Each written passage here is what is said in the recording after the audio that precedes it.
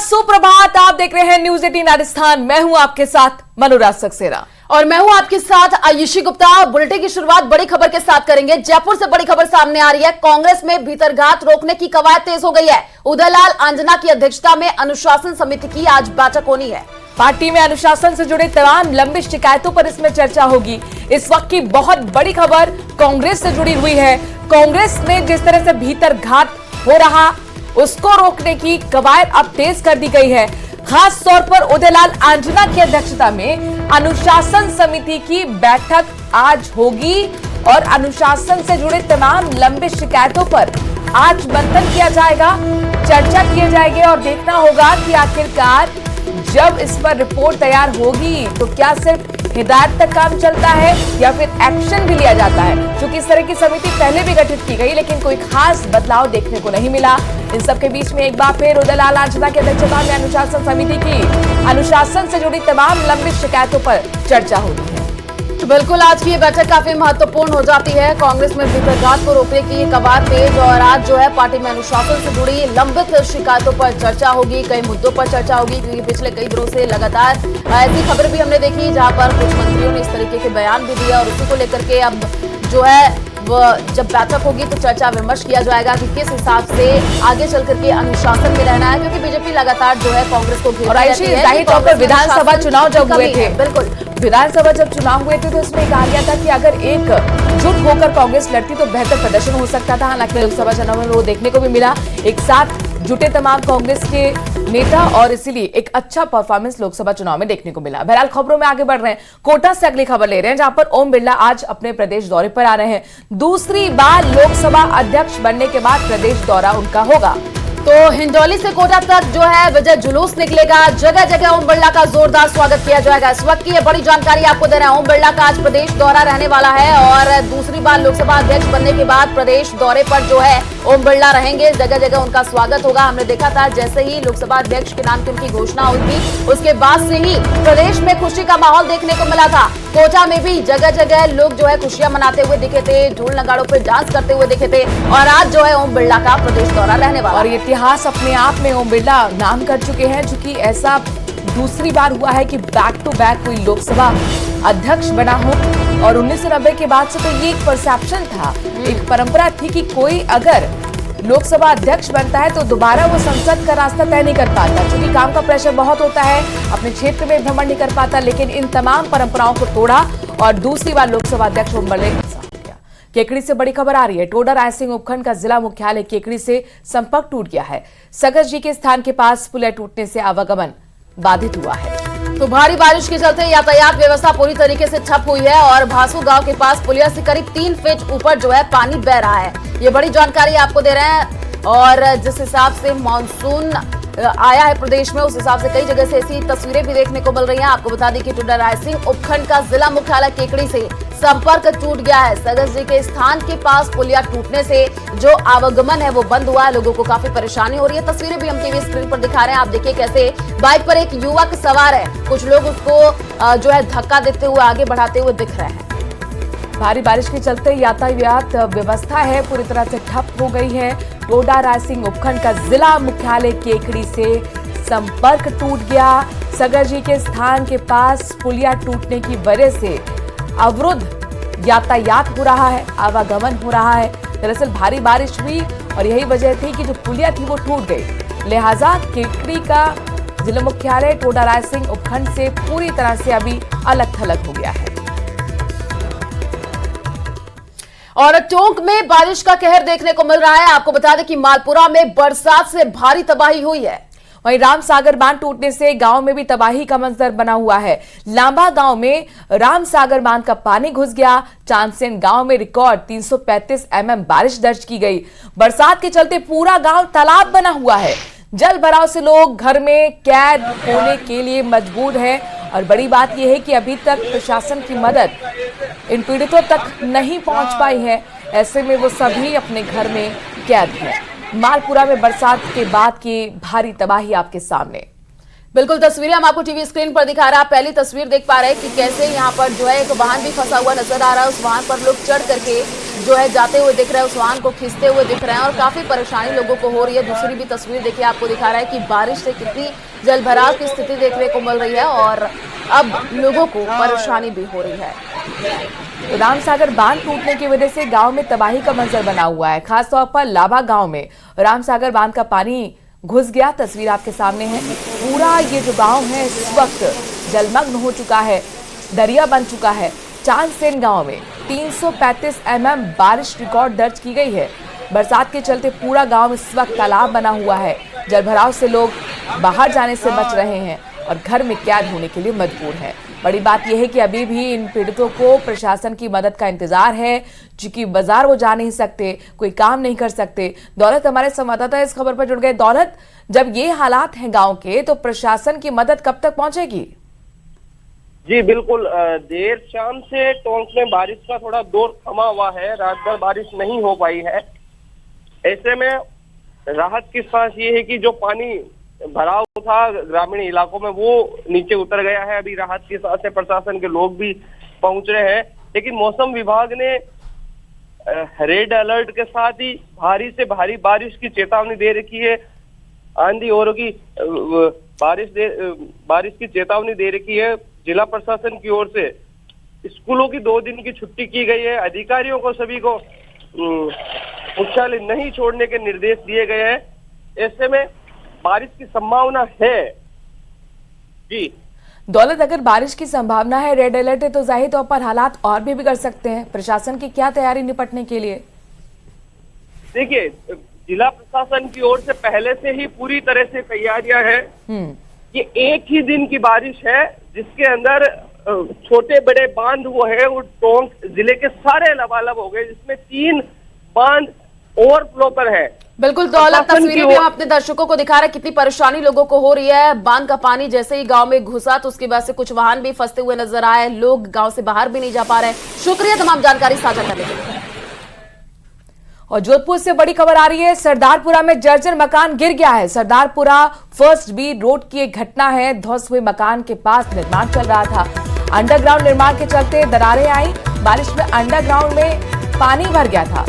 तो बीती रात तेज हवा और बरसात के समय जो है मकान गिर गया है। हादसे में कोई जनहानि नहीं हुई है। इस वक्त की ये बड़ी जानकारी आपको दे रहे हैं और तस्वीरें भी हम टीवी स्क्रीन पर दिखा रहे हैं, जहां पर सरदारपुरा में जर्जर मकान जो है वो गिर गया और उसके बाद से आप देखिए अफरा तफरी का माहौल भी देखने को मिला है। काफी नुकसान हुआ है और ध्वस्त हुए मकान के पास जो है निर्माण चल रहा था। ये भी खबर सामने आई है। जोधपुर से ये बड़ी जानकारी, जहां पर अंडरग्राउंड में पानी भर गया था और इसी वजह से ये जो मकान था जर्जर था वो गिर गया। जोधपुर से ये बड़ी जानकारी। कुछ लोग भी आपको नजर आ रहे हैं, आसपास के लोग वहां पर पहुंचे और तस्वीरें भी यही दिखा रहे हैं। यही वो जर्जर मकान सरदारपुरा में जो कि गिर गया।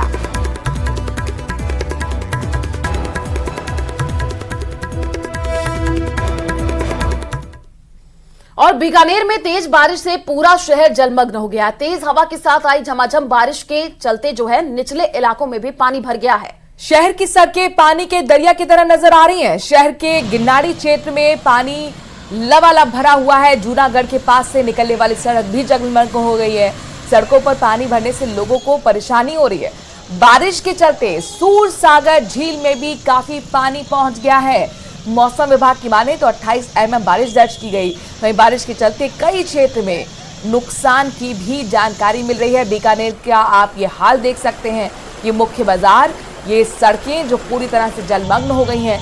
ये तय नहीं हो पा रहा कि ये नाला है या फिर सड़क।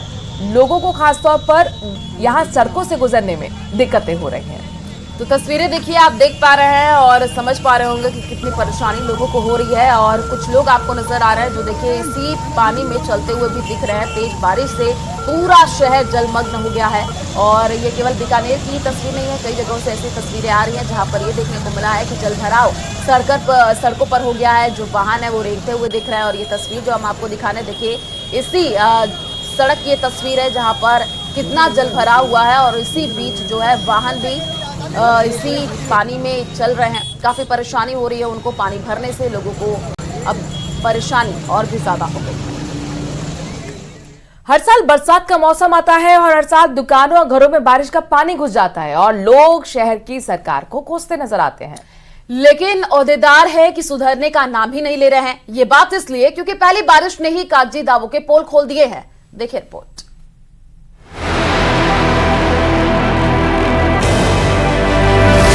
बारिश ने खोली दावों के पोल। भारी वाटर लॉगिंग से परेशान हुए लोग।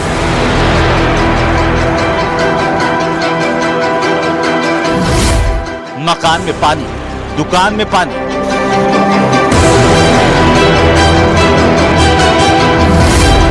बारिश बन रही परेशानी। बारिश प्रकृति का अभिषेक करती है। हरियाली और प्रकृति का रास्ता बरसात से होकर ही गुजरता है। आसमान से गिरती राहत की बूंदें आशा की उम्मीद जगाती है। लेकिन शहर के कई इलाकों में वाटर लॉगिंग लोगों की परेशानी का सबब बन जाती है। ऐसी ही चंद तस्वीरें आपकी टीवी स्क्रीन पर। पहली बारिश में ही धुले दावे, टोंक, बारा, झुंझुनू और करौली की इन तस्वीरों में देखिए कि किस तरह से पानी लोगों के लिए परेशानी का सबब बन गया। पहली बारिश ने ही नगरपालिका के दावों की पोल खोल करके रखी। तस्वीरें टोंक के देवली की। सीजन की पहली बारिश में ही देवली शहर पानी पानी हो गया। यहाँ सड़कों और नालों के बजाय बारिश का पानी घरों में घुस गया।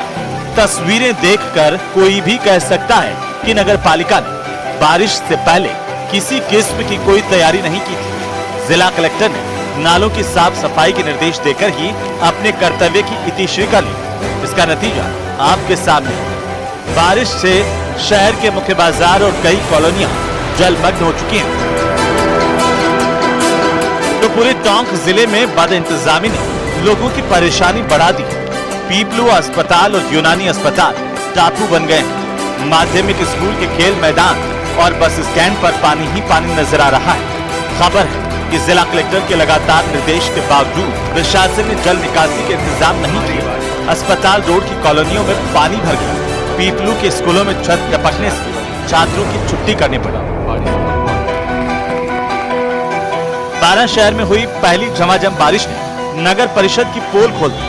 आधे घंटे की बारिश में ही प्रताप चौराहा, धर्मदा चौराहा, इंदिरा मार्केट की सड़कों पर करीब 1.5 से 2 फीट तक पानी जमा हो गया। खबर है कि नगर परिषद ने करीब 40 लाख रुपए का टेंडर जारी किया था। दावे किए जा रहे थे कि इस बार बारिश में जल भराव की समस्या नहीं होगी, लेकिन आधे घंटे की झमाझम बारिश ने ही दावों को धो डाला। करौली के हिंडौन में बारिश का दौर दूसरे दिन भी जारी रहा, जिससे शहर के निचले इलाकों और बाजारों में पानी भर गया। बारिश से सीवरेज के चैम्बर भी ओवरफ्लो हो गए, जिनसे गंदा पानी सड़क और लोगों के घरों तक पहुंच गया। लोग नगर परिषद और प्रशासनिक अधिकारियों को कोसते नजर आए। आज सुबह से ही बारिश का दौर चालू है। हिंडौन शहर में इधर राजगिरीश हॉस्पिटल का पानी भरा हुआ है। चौपेड़ से लेकर कटरा बाजार तक पानी है। पूरा शहर में पानी की हर जगह पानी पानी है। प्रशासन और नगर परिषद की तरफ से कोई व्यवस्था नहीं है पानी की निकासी के लिए। पानी में चहलकदमी भले ही बच्चों का पसंदीदा शगल हो, लेकिन बारिश का ये पानी उनके अभिभावकों की परेशानी का सबब बन चुका है। तस्वीरें झुंझुनू के नवलगढ़ की हैं, जहां जल भराव से आम जन को खासी मुश्किलों का सामना करना पड़ रहा है। नवलगढ़ के वार्ड संख्या 14, बकरा मंडी, फायर स्टेशन जैसे इलाकों में लोगों के घरों और दुकानों में पानी घुस गया। लोग बता रहे हैं कि अगर मानसून से पहले नालों की ठीक से सफाई की जाती तो हालात नहीं बिगड़ते। इसका माए भाया आयो है कि आगे तो आज नीली बरसिया है और नगर पालिका कोई ध्यान नहीं देवे और न तो शोएब खत्री देवे, चेयरमैन देवे, न कोई नगर पालिका को कर्मचारी देवे। तो प्राकृतिक आपदा समझ में आती है, लेकिन हर साल आने वाले बारिश का मौसम अगर लोगों की परेशानी का सबब बनने लग जाए तो कहने सुनने की गुंजाइश दम तोड़ने लगती है। औसत बुद्धि का आदमी भी समझने लगता है कि नालों की साफ सफाई के नाम पर भ्रष्टाचारी सिर्फ और सिर्फ अपनी जेब भरते हैं, जिसकी कीमत जनता चुकाती है। Bureau report, news 18 Rajasthan. और जोधपुर से बड़ी खबर सामने आ रही है। 82 दिन से लापता पैंथर की मौत हुई है। भूख से मौत होना जो है ये वजह बताई जा रही है और वन विभाग ने पैंथर को पकड़ने के लिए खूब प्रयास किए थे। वन विभाग ने पैंथर के शव का पोस्टमार्टम किया है। विभाग ने पैंथर का दाह संस्कार भी कर दिया है।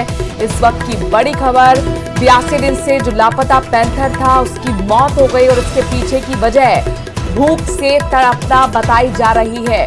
भूख की वजह से 82 दिन से लापता पैंथर की मौत हुई।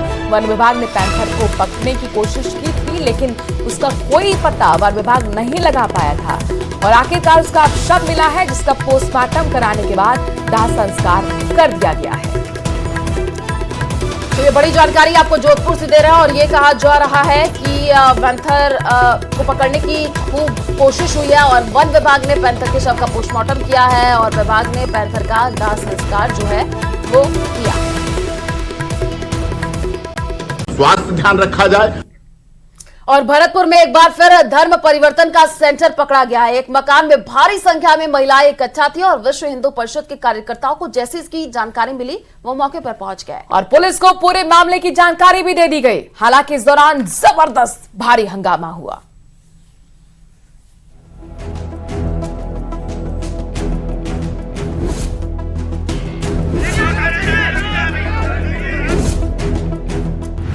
भरतपुर के संगम विहार में धर्म परिवर्तन का खेल।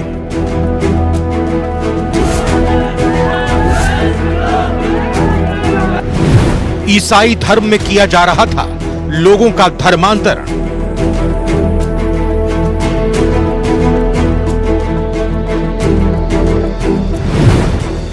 मौके पर पहुंचे विश्व हिंदू परिषद के कार्यकर्ता।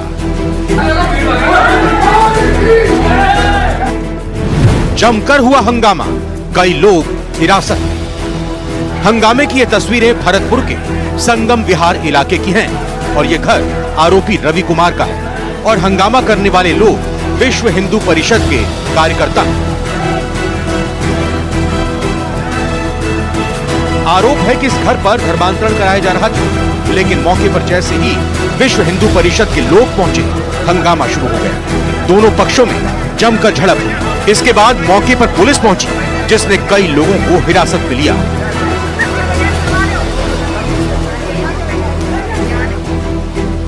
देखिए, एक सूचना प्राप्त हुई थी कि काफ़ी लोग इकट्ठा हो रखे हैं फाटक नंबर 39 रिपो रोड पे। इस पर पुलिस वहाँ पे गई थी और कुछ लोगों को वहाँ से दस्तयाब किया है।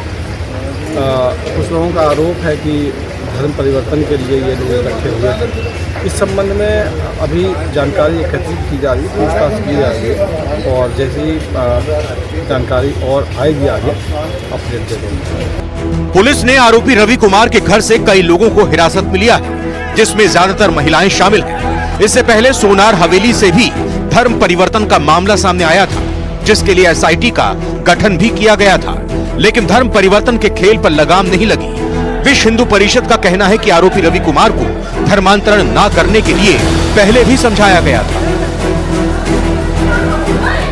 इनका धंधा यही है, ये रवि कुमार है, ये रविंद्र कुमार चर्च फाउंडेशन जो लिख रखा है, इससे 2 साल पहले भी इसको समझा चुके हैं हम। ये अजान का है, अजान से भी इसको गांव वालों ने इसीलिए भगाया क्योंकि हिंदू देवी देवताओं को इसने घर से निकाल के नाली में फेंका था।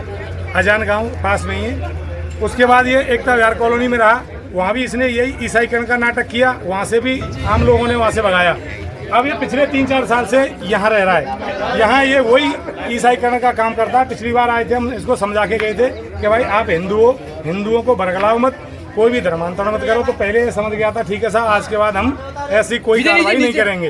उसके बाद भी आज पता चला तो लंबे स्केल पर, पिछली बार भी हमें पता चला था तो हम बाहर थे, यानी कि कम से कम साहब 200 से 250 महिलाएं इस घर में। यार वो छोटा सा घर है, उसमें 200 से 250 महिलाएं कहाँ से आ जाएंगी।